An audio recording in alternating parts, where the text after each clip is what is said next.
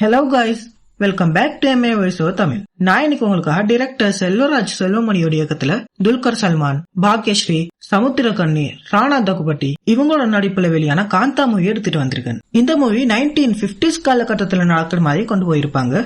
இது ரெண்டு பெரிய ஆளுங்களுக்கு இடையில நடக்கிற ஈகோ கிளாஷ் பத்தின ஒரு கதை. ஒரு பக்கம் லெஜெண்டரி டைரக்டர் சமுத்திரக்கண்ணி அண்ட் இன்னொரு பக்கம் அவரோட சிஷ்யன் துல்கர் சல்மான். நம்ம சமுத்திரக்கண்ணி சாந்தான்னு ஒரு கதையை படமா எடுக்க நினைக்கிறாரு. ஆனா நம்ம ஹீரோ அந்த கதையில இருக்கக்கூடிய சில ஸ்கிரிப்ட மாத்தி அந்த மூவியை காந்தான்னு பேர்ல எடுக்க நினைக்கிறாரு. அதுல இவங்களுக்கு இடையில பெரிய ஃபைட் நடக்கும். இதுல அந்த படத்துல நடிக்க இருக்கக்கூடிய ஹீரோயின் தான் ரொம்ப பாவம். இவங்க ரெண்டு பேருக்கு இடையில மாட்டிக்கிட்டு தவிச்சிட்டு இருக்காங்க. ஃபர்ஸ்ட் ஹாஃப் ஃபுல்லா இவங்க நடுவுல நடக்கிற ஈகோ கிளாஷ் டிராமாவா போகும். ஆனா செகண்ட் ஹாஃப்ல செட்ல ஒரு கொலை நடக்குது. படம் ஒரு கேரக்டர் டிராமால இருந்து ஒரு இன்வெஸ்டிகேஷன் த்ரில்லரா மாறுது. இந்த கேஸ இன்வெஸ்டிகேட் பண்ணதுக்காக நம்ம ராணா தகுபட்டி வராரு. அப்புறம் இந்த கொலையை யாரு பண்ணாங்க, எதுக்கு பண்ணாங்கன்ற மாதிரி கிளைமேக்ஸையும் கொண்டு போயிருப்பாங்க. இதுல நம்ம துல்கர் சல்மானோட ஆக்டிங் தான் பெரிய ஹைலைட். இவரோட பெர்ஃபார்மன்ஸுக்காக நேஷனல் அவார்டை கொடுக்கலாம். அப்படி ஒரு பெஸ்டான ஆக்டிங். படம் விஷுவலா செம்மையா இருந்துச்சு.